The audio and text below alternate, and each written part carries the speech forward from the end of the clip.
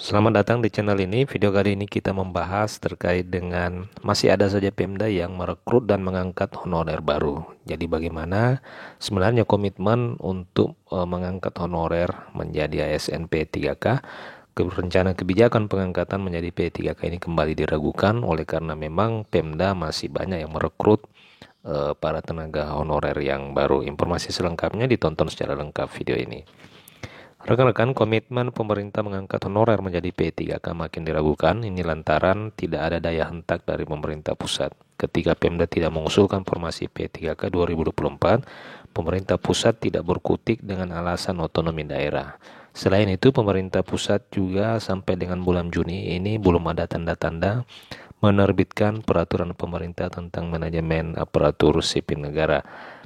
Itu yang dikatakan oleh Syahiruddin Anto selaku Ketua Umum Perkumpulan Honorer kategori 2 yang menyebutkan bahwa pihaknya mengamati kebijakan pemerintah tentang komitmen menyelesaikan tenaga honorer hingga Desember 2024 dengan metode 3 kali penerimaan CSN. Namun sepertinya tidak ada progres yang menggembirakan.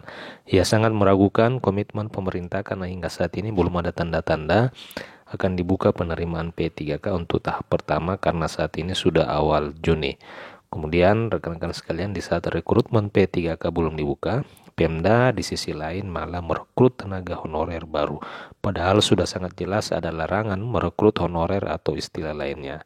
Ia pun menilai keberanian Pemda tersebut karena melihat pemerintah tidak konsisten dalam menjalankan kebijakannya. Larangan merekrut honorer baru itu sudah lama, tetapi dari tahun ke tahun selalu bertambah jumlahnya. Ironinya, pusat malah mengakomodasi mereka di database BKN.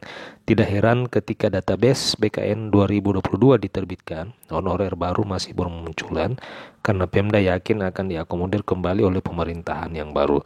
Menurutnya kondisi ini akan terus berulang karena pemerintah pusat tidak tegas kepada pejabat pembina kepegawaian, dalam hal ini Bupati, Wali Kota, Gubernur yang menganggap enteng terhadap peringatan dan larangan tersebut. Ia mencontohkan di pasal 8 di Peraturan Pemerintah Nomor 48 Tahun 2005 itu sudah dinyatakan bahwa sejak ditetapkan peraturan pemerintah, semua P3K dan pejabat lain di lingkungan instansi pemerintah dilarang mengangkat tenaga honorer atau sejenisnya kecuali ditetapkan dengan peraturan pemerintah. Faktanya dari tahun 2006 sampai saat ini masih terus mengalir perekrutan tenaga honorer baru.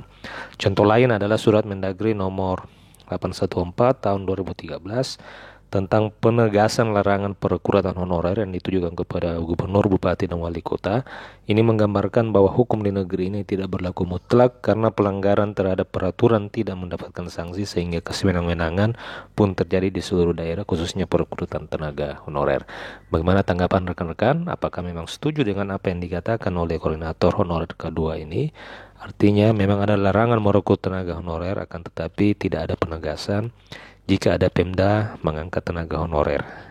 Akibatnya sampai dengan saat ini jumlah honorer yang membludak sehingga ini menjadi pertimbangan pemerintah pusat tidak mengangkat mereka tanpa tes atau secara langsung oleh karena memang pertimbangan anggaran dari jumlah honorer yang begitu besar. Bagaimana tanggapan rekan-rekan sekalian? Silakan tuliskan di kolom komentar video ini. Sampai jumpa di video berikutnya.